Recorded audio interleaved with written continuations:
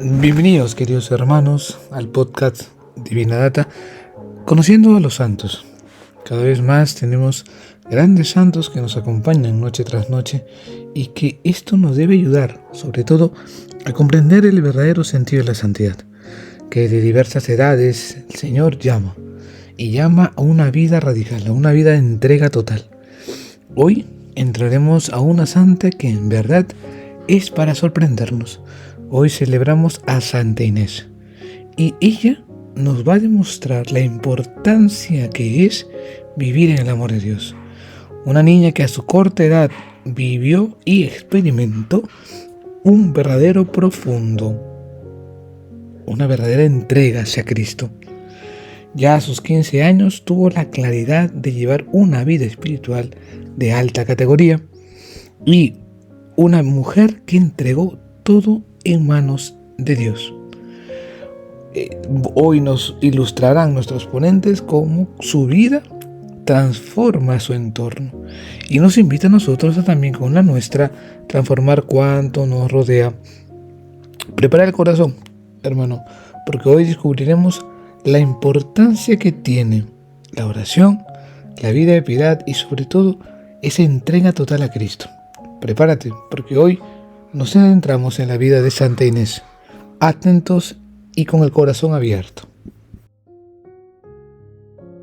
A los 15 años, la inmensa mayoría de los adolescentes están intentando sobrevivir a los pasillos del instituto, lidiando con la pubertad y, averiguando quiénes son en la vida.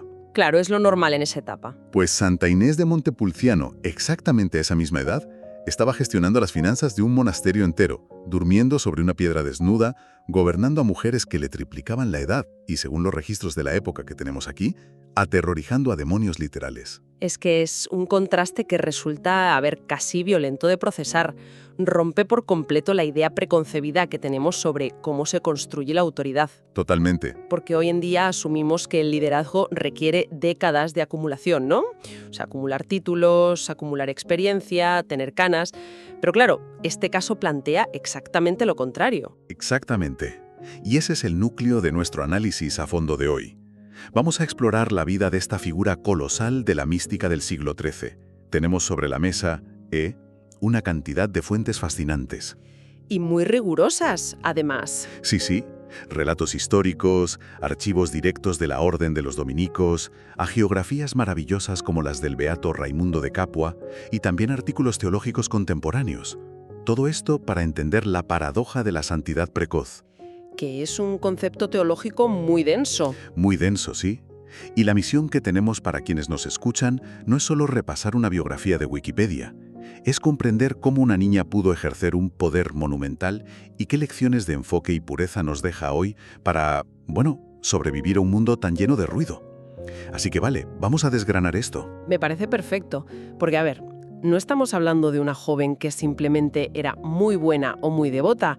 Estamos ante una figura que ejercía una autoridad institucional enorme y que, según las fuentes, desencadenaba fenómenos que desafiaban las leyes de la física. Literalmente. Sí. Y para entender a la líder hay que examinar primero el misterio de su origen. Hay que irse al año 1268, a Graciano, un pueblecito de la Toscana en Italia. Y es que los registros describen su nacimiento en la noble familia de los Segni, no como un evento médico habitual. Para nada. Lo describen rodeado de un fenómeno místico brutal. Hablan de antorchas que se encienden solas iluminando la habitación del parto con una luz sobrenatural. Y luego, a los 4 años, ya buscaba la soledad absoluta para rezar. A los 6, hace un voto privado de virginidad. Es una madurez espiritual inaudita. Ya, pero, hago de abogado del diablo. Desde una visión moderna, al leer estos documentos, uno se pregunta qué porcentaje de esto es historia real y cuánto es un mito construido a posteriori por sus biógrafos para, justificar lo importante que fue después. Claro, lo fascinante aquí es entender cómo funcionaba la mentalidad medieval. Es una distinción crucial. En la escritura de la vida de los santos, la frontera entre el dato histórico y la teología a menudo se difumina. Biógrafos, como Raimundo de Capua, usan estos relatos de infancia para comunicar una verdad teológica muy profunda. ¿Y cuál sería esa verdad? El concepto de la gracia infusa. Al narrar lo de las antorchas y esa devoción tan extrema, lo que la tradición eclesiástica nos dice es que el poder de Inés no viene del esfuerzo humano o del aprendizaje. Dios la elige y la llena de estos dones extraordinarios desde el minuto cero. O sea, para que nos entendamos, es como si te saltaras el tutorial de un videojuego muy complejo. No tienes que echar horas para ganar experiencia, sino que te dan las estadísticas al máximo desde el principio. Exacto. Todo para demostrar que es el programador quien manda, no el jugador. Es una analogía buenísima, de verdad. La santidad precoz demuestra en la teología católica que la verdadera autoridad nace de la elección divina. Es un regalo puro, pero exige que la persona esté completamente vacía de egoísmo para poder recibirlo. Y madre mía, sí se manifestó rápido ese poder. Hay un incidente cuando ella tenía solo 7 años que, fíjate, parece sacado de una película de terror. El episodio de los cuervos. Sí, Inés va caminando con su familia por Montepulciano, pasan cerca de un prostíbulo, un sitio de mucho ruido, de degradación moral evidente, y, de la nada, una bandada de cuervos cae en picado, y la atacan con una violencia extrema, llegándole a herir la cabeza. Una escena terrorífica para cualquier familia. Pues claro, los padres entran en pánico, intentan espantarlos, pero esta niña, con 7 años, se queda inmutable y suelta una profecía. Y lo hace con una frialdad y una claridad pasmosas. Les dice a sus padres que esos cuervos no son simples pájaros.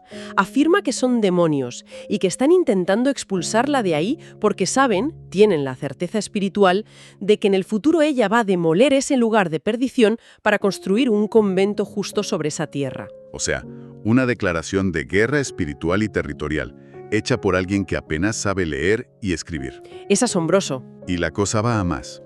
A los 9 años exige entrar en un monasterio.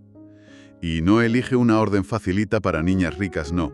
Elige a las hermanas del saco. Y, se llamaban así porque su hábito franciscano era tan áspero que parecía un saco de patatas. Literalmente, tela de saco, ¿sí? Y para que una niña entrase ahí, hizo falta mover muchos hilos. Claro, tuvieron que pedir permiso, ¿no? Tuvieron que pedir un indulto especial al mismísimo Papa Juan XXI. Esto ya nos dice que en las altas esferas sabían que Inés no era una niña normal. Y una vez dentro, el ascetismo que adopta es brutal. Dormía en el suelo, usaba una piedra como almohada, vivía a base de pan y agua. Y, sorprendentemente, en lugar de apagarse, a los 14 años la nombran economa. La encargada de todo el dinero y la logística, ¿sí? Y aquí es donde se pone muy interesante, porque a los 15 años la envían a Proceno y la eligen abadesa. Con 15 años. Otra dispensa papal, esta vez de Nicolás IV. Una barbaridad para la época. Y para la nuestra. Es que si hoy en una multinacional ponen de director ejecutiva a una chica de 15 años, sin título universitario, bueno, los directivos veteranos queman la oficina. ¿Cómo consigue gobernar a monjas que llevan toda la vida ahí sin que se rebelen? A ver, desde la teoría secular del poder, eso es un desastre asegurado. Habría celos, sabotaje, envidias, pero el liderazgo de Inés operaba bajo el principio de la kenosis. Kenosis, o sea, el vaciamiento absoluto de sí misma. Eso es. Su autoridad no se basaba en dar órdenes gritando desde un trono. Ella gobernaba desde el sometimiento a la regla. Si la comunidad ayunaba, ella ayunaba más. Si rezaban de madrugada, ella no dormía. Ese liderazgo humilde desalmaba a cualquiera, porque, como dicen los documentos, gobernaba de rodillas. Claro, no veían a una cría arrogante, veían a alguien que vivía al límite lo que ellas mismas querían alcanzar. Exacto. Y esa autoridad recibió una validación que, según las crónicas, fue espectacular. Durante su consagración, en Proceno, cayó del techo un maná celestial. Copos blancos, pero con forma de pequeñas cruces, que cubrieron su hábito y todo el altar. Un sello de aprobación del cielo, literal. Y ese maná nos abre la puerta a la fenomenología mística. Porque Inés no solo hacía cuentas, su oración desencadenaba cosas físicas loquísimas. Fenómenos muy documentados en su proceso. Él levitaba a unos 60 centímetros del suelo cuando entraba en éxtasis profundo. Y en la piedra estéril donde se arrodillaba brotaban de golpe lirios, rosas y violetas. Pero, a ver, desde la teología moral, ¿por qué se asocian estos prodigios físicos, como las flores, a una santidad tan extrema? Pues es una pregunta clave para entender la mística dominica. Estos fenómenos no son magia barata. Teológicamente, se cree que el pecado introdujo la corrupción y la muerte en el mundo material. Vale. Cuando alguien alcanza una pureza absoluta y un vaciamiento total del ego, como Inés, la materia a su alrededor experimenta una especie de redención anticipada. Las flores que nacen de la roca desnuda, o ese olor a santidad, son la manifestación de que la vida divina está revirtiendo la corrupción física. O sea que su pureza era tan intensa que irradiaba hacia el entorno material. Exactamente. Y esa misma energía la hacía letal contra las fuerzas del mal. Fíjate en el relato de Aquapendente. Había un poseso violentísimo, un caso que los curas de la zona no podían controlar. Estaban aterrorizados y llaman a la abadesa de 15 años. Es una escena brutal. Las crónicas dicen que en el segundo exacto en que Inés pone un pie en la casa, el demonio pega un grito desesperado y dice, y cito, «No puedo quedarme aquí, porque ha entrado la Virgen Inés», y el hombre se libera al instante. Su sola presencia era un exorcismo. Porque, el demonio opera mediante la soberbia y el orgullo. Al enfrentarse a un ser humano que ha aniquilado totalmente su propio ego, las fuerzas oscuras no tienen dónde agarrarse. El mal resbala, es expulsado por pura incompatibilidad con tanta gracia. Tiene muchísimo sentido. Pero hay una dualidad en estas fuentes que a mí me cuesta cuadrar. Por un lado tenemos a la mística levitando y comulgando de manos de ángeles, y por otro a la administradora práctica que, cuando falta comida en el convento, multiplica milagrosamente los panes y el aceite para dar de cenar a las monjas. ¿Cómo coexisten la mística etérea y la gerente de operaciones? Si conectamos esto con el panorama general de la teología católica, vemos que se reconcilian a través de la unión esponsalicia con Cristo. Vale, cuéntanos sobre eso. El éxtasis, para un místico real, no es una huida para no fregar los platos. Al contrario, al estar tan unida a la fuente creadora, adquiere un poder sobrenatural para atender las necesidades más básicas. Inés no escapaba del mundo al rezar, se sumergía en el motor de la realidad. Por eso podía multiplicar un pan material y acto seguido levitar. Para ella, el cielo y la tierra no estaban divorciados. Todo estaba integrado. Y hablando de integración, hay una visión mariana que me parece preciosísima. Es la víspera de la Asunción. Se le aparece la Virgen María y le deja sostener al niño Jesús. Y el relato muestra una parte humana fascinante. Inés se enamora tanto del momento que, se niega a devolver al niño. Es un rapto de amor puro, un instinto maternal espiritual. Sí, sí. Y cuando la visión termina y todo desaparece, Inés se da cuenta de que, en ese forcejeo amoroso, se ha quedado aferrada a la pequeña cruz de oro que el niño llevaba al cuello. Y ojo, que la reliquia no es una metáfora literaria. Exacto. Esa pequeña cruz existe físicamente. Se sigue conservando y exhibiendo en Montepulciano en Mayo. Que un objeto material quede como residuo palpable de una experiencia puramente mística es de las cosas que más le explotan la cabeza a la fenomenología. Rompe el muro entre el cerebro y la realidad física. Definitiva. Ve 3 enormes naves en el mar. Y en cada timón hay un gigante. San Agustín, San Francisco y Santo Domingo. Y es Santo Domingo quien le toma la mano y la invita a su barco, a la orden de predicadores. Lo cual es un cambio de rumbo total a nivel institucional para ella. Claro, y esto la lleva a cerrar el círculo. En el año 1306 regresa a su pueblo, a Montepulciano, y lo que hace es una jugada maestra. Compra por 1.200 libras senenses el terreno exacto del prostíbulo, el mismo lugar donde la atacaron los cuervos demoníacos. Cumpliendo la profecía de su infancia. Exacto. Construye el monasterio de Santa María Novela utilizando 3 piedras que la Virgen le dio en otra visión, como símbolo de la Trinidad. Sustituyó el ruido y el mal por un faro de silencio absoluto. Ascetismo extremo de la piedra, del ayuno constante, pues le pasaron factura a su biología. Sí, cae gravemente enferma. Sus hermanas la convencen para ir a las termas de Chianciano, a ver si las aguas calman el dolor.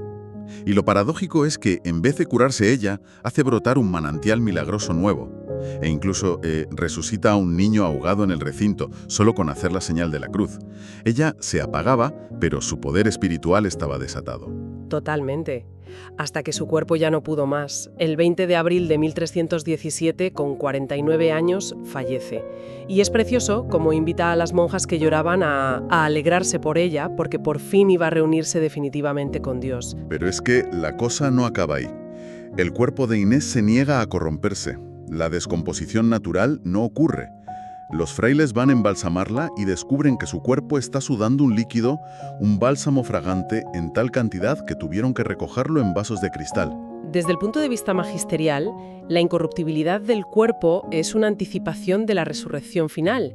Es el sello de una vida de pureza tan extrema que la muerte simplemente pierde su jurisdicción corrosiva sobre la materia. Y esto da pie a un encuentro póstumo que es digno de enmarcar. Años después de su muerte, llega de visita otra leyenda absoluta, Santa Catalina de Siena.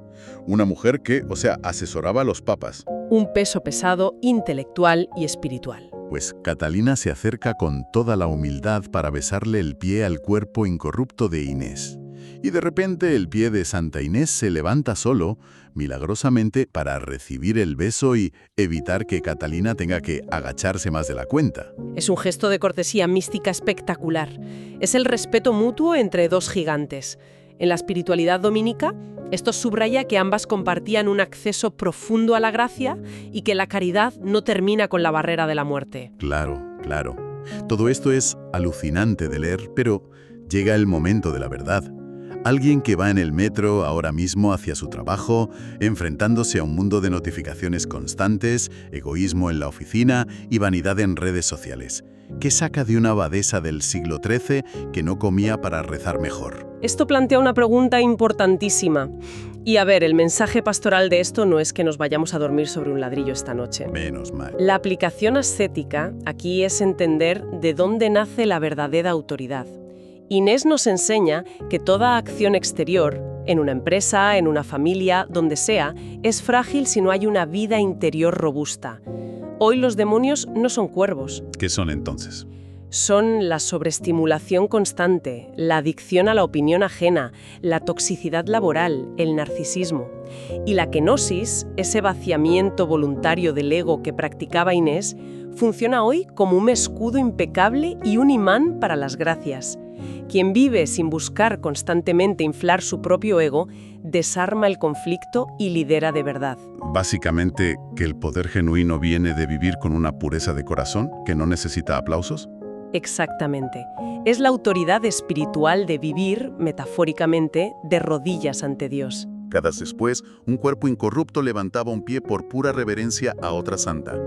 Una lección monumental de cómo la aparente debilidad extrema se convierte, gracias a Dios, en una fortaleza inquebrantable. Y para quienes nos escuchan, dejo un pensamiento final sobre el que darle vueltas.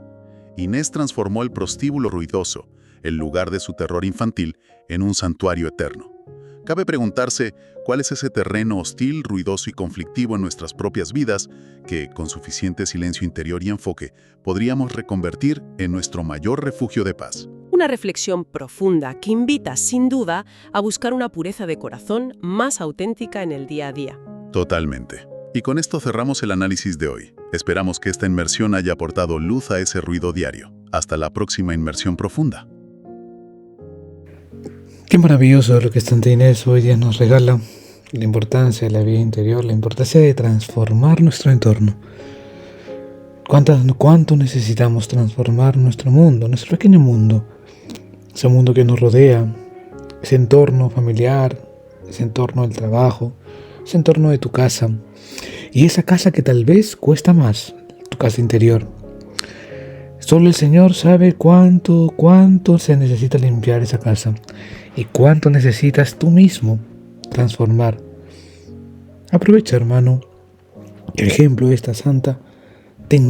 Busquemos momentos de oración, momentos de encuentro, de hacer de nuestra vida diaria un claustro, hacer de nuestra vida diaria un momento, un encuentro con el Señor, el que yo pueda encontrarme con Él, hablarle al corazón, pueda dejar que Él habite, limpie, quite, renueve y que haga de mi vida una vida total. Entrega ejemplo de Santa Inés, que ella nos invite a hoy con esta Ave María, por manos de la Virgen Santísima, bajo el amparo también de nuestra Madre, la intercesión de Santa Inés, nos ayuda a entender y pedirle a Dios: Dios, necesito que transformes mi vida, mi casa, y hagas de mí transformes y me des la gracia de que en mi casa habites tú. Dios te salve María, llena eres de gracia, el Señor es contigo, bendita tú eres entre todas las mujeres y bendito es el fruto de tu vientre Jesús. Santa María, Madre de Dios, ruega por nosotros pecadores, ahora y en la hora de nuestra muerte. Amén. Que Dios te bendiga, hermano. Nos vemos en el siguiente podcast. Y recuerda, Caminando con los Santos es una oportunidad que tienes todos los días para que descubras la importancia y la santidad y las diversas formas que Dios llama. Estate atento, porque Él te llama todos los días a ser santo. Nos vemos en la siguiente invitación, en el siguiente camino, Caminando con los Santos en Divina Data.